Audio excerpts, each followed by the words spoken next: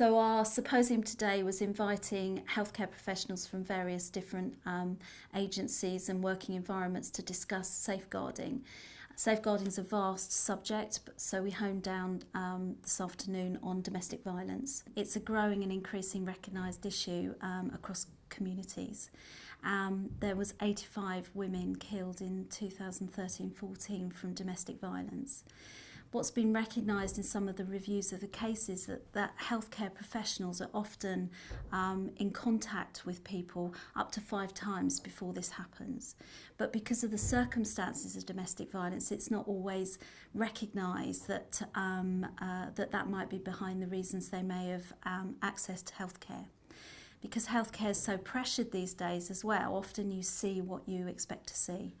And without having people that are skilled at asking the right questions, then it might be a missed opportunity for people to ask for help at the right point and to get that help in.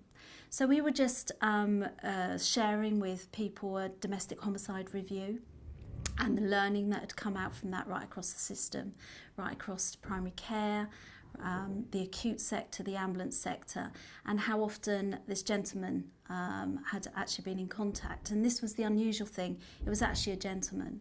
So the other thing is we know the really high risk groups around maternity, women, age groups, and this case fell slightly outside of that. So it was important that in standard training we learn the typical risk factors, but we need to recognise this could actually happen to anyone, and to have professionals that have an open mind and not be fearful of asking questions if they suspect something. Because often people did suspect something, but they didn't trust their gut and were a bit sceptical about going any further because they were anxious about the answers. So we hope today to have an open discussion about what those challenges are, so people can build confidence to be able to act and ask the right questions and support people when they ask for help earlier.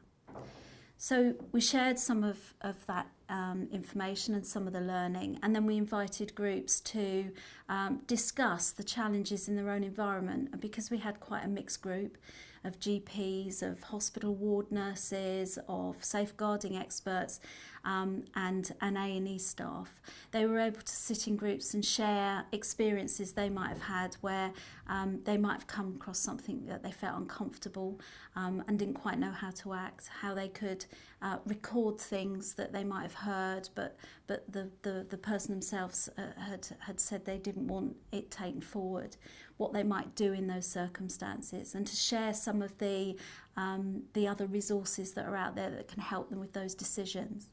We wanted people to realise that they're not on their own with this, they don't have to manage this on their own, that there were people out there to talk to. And it was really important that they shared this with other members of staff, with their managers, and with, we've got things called, people called HIDVAs, Health Independent Domestic Violence Advocates, who can support people through disclosure that they're in an abusive situation, and it's not threatening. It can be supportive for the person, so it isn't about calling the police and having them rush in, but it's about safety planning around what they could do to protect themselves as well. We've got websites that people can link into to find out information from organisations such as RISE, but there are other organisations that the website will point you to.